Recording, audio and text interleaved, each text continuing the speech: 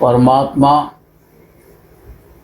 राधा कृष्ण के चरणारविंदों में शतकोटि नमन वंदन करते हुए मित्रों को, जिज्ञासुओं को, धर्म प्रेमियों को हर हर महादेव बम बम भोले नमः शिवाय। मित्रों, ज्योतिष शास्त्र में अनेकानेक सिद्धांत हैं, सूत्र हैं। उन्हीं सिद्धांतों में एक सिद्धांत है छठवां भाव, आठवां भाव और द्वादश भाव। यदि ग्रह से रिक्त हैं, खाली हैं, उनमें कोई ग्रह नहीं है, तो केंद्र और त्रिकोण के ग्रह बहुत अच्छा फल देते हैं। केंद्र और त्रिकोण के जो ग्रह होते हैं उनमें उपस्थित हो वो अपना अच्छा फल देते हैं। जीवन में समस्त प्रकार की सुख, संपत्ति, वैभव, स्त्री पुत्रादि, भूमि भवन वाहन आदि जातक को प्राप्त होते हैं। इसके अपोजिट, विपरीत एक दूसरा सिद्धांत है। बृहस्पति और शुक्र यदि किसी भी जातक की जन्म कुंडली में यदि एक भाव में युति बना करके बैठते हैं तो जीवन बहुत संघर्षमय हो जाता है। जीवन अत्यंत संघर्षमय होता है, कष्टपूर्ण होता है। परिवार से, धन से, संपत्ति से नाना प्रकार की, विभिन्न प्रकार के कष्ट, परेशानियां और चिंताएं जातक आजीवन झेलता है। इसी के साथ साथ एक बहुत श्रेष्ठ छुपा हुआ छुपा रुस्तम एक सिद्धांत है। एक ग्रह छादक होता है, एक वेधक होता है, एक प्रतिबंधक होता है। तो ग्रह छादक, वेधक और प्रतिबंधक, ये ग्रहों की श्रेणियां हैं। ये बड़ा महत्वपूर्ण सिद्धांत है महर्षि पाराशर का। इसको समझना परमावश्यक है। छादक ग्रह कब बनता है? छादक का अर्थ क्या है, भाव क्या है छादक का? छादक का भाव है रक्षा करना।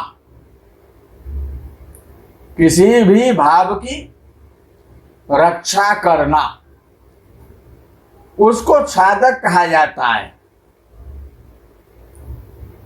किसी भाव से, छादक का सिद्धांत क्या है? छादक कहते हैं रक्षा करने वाले ग्रह के लिए। किसी भाव से दूसरे भाव में पड़ा हुआ ग्रह, उपस्थित ग्रह, बैठा हुआ ग्रह, किसी भी भाव से पहले भाव के लिए छादक होता है। अर्थात यदि लग्न से और द्वितीय भाव में कोई ग्रह है तो वो लग्न की रक्षा करेगा, ये उसकी ड्यूटी है। इसी प्रकार से अगर तीसरे भाव में कोई ग्रह बैठा है तो वो ग्रह द्वितीय भाव की रक्षा करेगा। अब उसमें देखना ये पड़ता है कि जो छादक जो ग्रह बना है जिस भाव से द्वितीय भाव में जो ग्रह बैठा है वो छादक कहलाता है। वो ग्रह जिस भाव का छादक बना है उसका वो शत्रु है कि मित्र है, ये विशेष ध्यान रखने का विषय है। यदि किसी का मेष लगन है और द्वितीय भाव में शनि है तो वो लगन के लिए छादक नहीं होगा, वो उसके लिए बाधक हो जाएगा। ये ध्यान रखना है। यानी कि प्रथम भाव से दूसरे भाव में बैठा हुआ ग्रह छादक तो होता है, उसमें छादकत्व यानी रक्षा करने का प्रभाव तो रहता है पहले भाव के लिए, जिस भाव से वो द्वितीय भाव में बैठा है। लेकिन देखना ये भी होता है कि उस भाव का वो शत्रु है या मित्र है, उसी प्रकार का प्रभाव वो छादक ग्रह देगा। किसी भी भाव से तृतीय भाव में स्थित ग्रह उसके लिए वेधक होता है। वेधक वेधने वाला, जिस प्रकार से किस धनुष बाण उठाया और किसी को वेधन कर दिया, यानी शरीर को कष्ट देने वाला होता है। किसी भी भाव से तीसरे भाव में स्थित ग्रह वेधने वाला होता है और शरीर कष्ट को विशेष रूप से देता है। जो भी ग्रह जिस भाव से तीसरे भाव में बैठा होता है, जिस प्रकार से लगन से जो भी ग्रह तीसरे भाव में बैठेंगे, लगन शरीर है तो उसको वो कष्ट देंगे। जो भी ग्रह पंचम भाव से सप्तम भाव में होंगे, जब सप्तम भाव के ग्रहों की दशा आएगी तो पंचम भाव को कष्ट मिलेगा, पंचम भाव को परेशानियां पैदा होंगी। किसी भाव से, तीसरा सिद्धांत है, किसी भाव से चतुर्थ भाव में बैठा हुआ ग्रह उसके लिए बंधक होता है। किसी भी भाव से, यद्यपि उस भाव से चतुर्थ भाव केंद्र हो जाता है, तथापि महर्षि पाराशर का ये सिद्धांत बड़ा अकाट्य है, बड़ा अटूट है। किसी भाव से जब कोई ग्रह चतुर्थ स्थान में बैठा है तो जिस भाव से चतुर्थ भाव में है उस भाव के लिए, यानी कि कोई ग्रह लगन से चतुर्थ भाव में बैठा हुआ है तो वो लगन के लिए और बंधक है। बंधक कहते हैं बांधने के लिए, यानी वो बांधने वाला है। बांधना, अब शुभ कार्यों में बांधेगा कि अशुभ कार्यों में बांधेगा, परिवार से बांधेगा या शत्रुओं से बांधेगा, मित्रों से बंधवाएगा या शत्रुओं से बंधवाएगा, ये उस ग्रह के स्वभाव पर निर्भर करता है कि वो ग्रह जिस भाव से चतुर्थ भाव में बैठा है तो वो बंधक का योग तो बनाएगा, लेकिन वो किस प्रकार से योग बनाता है ये विशेष चिंतनीय विषय है। आगे का सिद्धांत, किसी भाव से अष्टम में स्थित ग्रह। चौथा सिद्धांत, किसी भाव से अष्टम भाव में स्थित ग्रह, किसी भी भाव से, जिस प्रकार से कि लगन से अष्टम में, द्वितीय से अष्टम में, कर्म से अष्टम में, लाभ से अष्टम में, किसी भी भाव का अष्टम भाव तो अष्टम भाव है, किसी भी भाव से उसका अष्टम भाव, तो किसी भी भाव से अष्टम में स्थित ग्रह उस भाव का प्रतिबंधक होता है। प्रतिबंधक बहुत ज्यादा रुकावट देने वाला, चलती हुई गाड़ी को रोक देना, स्पीड को एकदम ब्रेक कर देना। स्पीड ब्रेकर का काम करता है, जिसको कहते हैं प्रतिबंधक। तो ये जो ग्रह हैं, एक तो छादक ग्रह होता है, एक वेदक ग्रह होता है, एक बंधक होता है, और एक अष्टम भाव में बैठा हुआ ग्रह किसी भी भाव से वो प्रतिबंधक कहलाता है।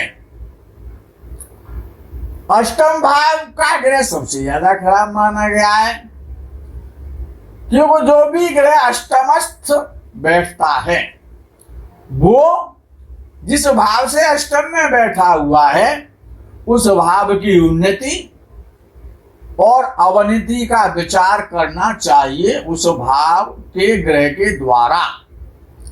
किसी भाव से उसके द्वितीय तथा सप्तम भावों के स्वामी मारक होते हैं, आयु की हानि करते हैं, ये सिद्धांत तो जग जाहिर है। अब विषय आता है कि पूर्ण चंद्र यानी पूर्ण चंद्रमा। पूर्ण चंद्रमा कब होता है कि जब पूर्णिमा तिथि आती है, तो पूर्णिमा का चंद्र बृहस्पति, शनि और केतु, याद रखें, पूर्ण चंद्रमा बृहस्पति, शनि और केतु के विषय में एक स्पेशल नियम है कि ये चारों ग्रह जिस स्थान में स्थित होते हैं, ये आवश्यक नहीं है कि एक साथ ही बैठे हों, अकेले भी हो सकते हैं, एक साथ दो भी हो सकते हैं। तो लेकिन सिद्धांत है, नियम है कि पूर्ण चंद्र, बृहस्पति, शनि और केतु, ये चारों ग्रह जिस स्थान में स्थित होते हैं उस स्थान से एक भाव आगे और एक भाव पीछे तक अपने अधिष्ठित स्थान से यानी द्वितीय और द्वादश स्थानों पर भी अपना पूरा प्रभाव रखते हैं। जैसे कि यदि शनि 11वें भाव में बैठा हुआ है तो दूसरे भाव पर यानी कि द्वादश भाव पर और कर्म भाव पर, दशम भाव पर अपना पूरा अधिकार रखता है। इसी प्रकार से केतु है, इसी प्रकार से बृहस्पति है और इसी प्रकार से पूर्ण चंद्र है। ये जिस भाव में भी बैठते हैं वहां से द्वितीय और द्वादश भाव पर अपना छादकत्व प्रभाव रखते हैं, रक्षा करने वाला प्रभाव रखते हैं। छादक का अर्थ होता है ढकने, ढकना, छाया, छादकत्व, यानी कि इनका जैसे भी जो ग्रह होते हैं उनका सुप्रभाव और कुप्रभाव द्वितीय और द्वादश पर, ये चार ग्रह जो आपको बताए इनका पड़ेगा। अच्छा, इन छादक ग्रहों के विषय में एक बात और बड़ी स्मरण रखने योग्य है कि बृहस्पति किसी स्थान में स्थित होकर उसके द्वितीय और द्वादश भाव का छादक होता है। यदि वो किसी दुष्ट स्थान का स्वामी ना हो तब। दुष्ट स्थान कौन से? 6, 8 और 12, ये दुष्ट स्थान है। अगर इनका बृहस्पति स्वामी बना हुआ है तो केवल द्वादश भाव पर जहां पर बैठेगा वहां से द्वितीय भाव पर अपना प्रभाव नहीं रखेगा, केवल द्वादश भाव पर अपना पूरा प्रभाव रखता है। अब इसी प्रकार से ये जो नियम है ये चारों ग्रहों के लिए लागू होता है। यदि पूर्ण चंद्र, बृहस्पति, शनि और केतु, केतु की भी तो राशियां हैं, केतु की राशि भी है, वहां पर ये देखना होगा कि 6, 8 और 12वें भाव में इन ग्रहों की कोई राशि तो नहीं जा रही है। जैसे कि सिंह लगन है, किसी का सिंह लगन है तो बृहस्पति अष्टम भाव का स्वामी बनेगा, या किसी का मेष लगन है तो बृहस्पति द्वादश भाव का स्वामी बनेगा। तो वो द्वितीय भाव पर अपना अधिकार नहीं रखेगा, जहां बैठेगा वहां से वो केवल द्वादश भाव पर अपना अधिकार रखेगा। जैसे किसी का कर्क लगन है, कर्क लगन में अष्टम भाव का स्वामी शनि हो जाता है, तो वो द्वादश भाव पर अपना अधिकार रखेगा और द्वितीय भाव पर अधिकार नहीं रखेगा। ये विशेष नियम है। अब विषय ये आता है कि जो ग्रह जिस स्थान में स्थित हो उससे पिछले भाव का भी छादक होता है। यह नियम सभी ग्रहों के लिए है। ये नियम सूर्य से लेकर के और केतु पर्यंत सभी ग्रहों के लिए है कि जो ग्रह जिस भाव में बैठा हुआ है वो 6, 8, 12 का स्वामी हो या ना हो, लेकिन वो जहां बैठेगा वहां से द्वादश भाव पर यानी अपने से पीछे वाले भाव पर अपना अधिकार रखेगा। लेकिन जो विशेष नियम है वो केवल द्वितीय और द्वादश पे वो अधिकार रखते हैं। वो पूर्ण चंद्र, बृहस्पति, शनि और केतु के लिए है। उसमें भी 6, 8, 12 के ये स्वामी ना हो तो वो द्वितीय और द्वादश दोनों पे रखते हैं। बाकी सारे ग्रह अपने भाव से जिस स्थान में बैठते हैं वहां से द्वादश भाव पर तो अपना अधिकार रखते हैं, उस पर छादकत्व तो रहता है। अब विषय आता है कि किसी भी भाव से कोई सा भी भाव ले लें आप, किसी भी भाव से तीसरे स्थान में स्थित ग्रह उस भाव के लिए बेधक होता है, यानी कष्ट देने वाला होता है। इसी प्रकार से किसी भी भाव से चतुर्थ भाव में बैठा हुआ ग्रह बंधक होता है। किसी भी भाव से अष्टम भाव में बैठा हुआ ग्रह प्रतिबंधक होता है, बहुत ज्यादा कष्ट देने वाला होता है, रुकावटें देने वाला होता है।